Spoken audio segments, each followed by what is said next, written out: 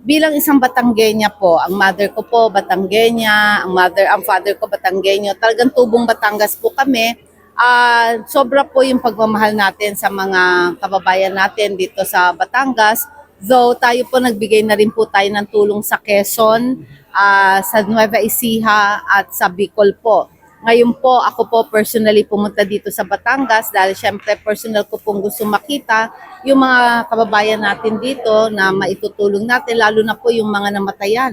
Yung isa po dito namatayan ng 6, yung isa po namatayan ng 5, yung isa po 2, 3, nakakalungkot. Pero sabi ko nga po, kailangan maging matatag po tayo at kailangan pong malaman po natin na matuto pa rin po tayong magdasal kahit na marami tayong problema kasi siya lang po, ang Lord lang natin ang makakatulong sa atin.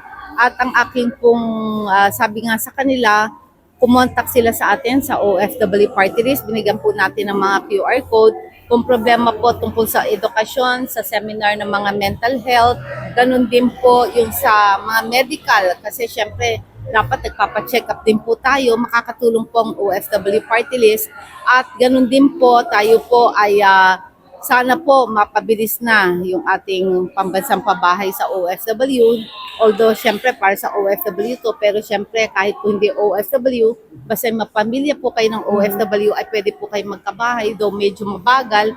Pero dito pa lang po, ang dami ko na po nakikita na kailangan talagang magkaroon na po ng pabahay.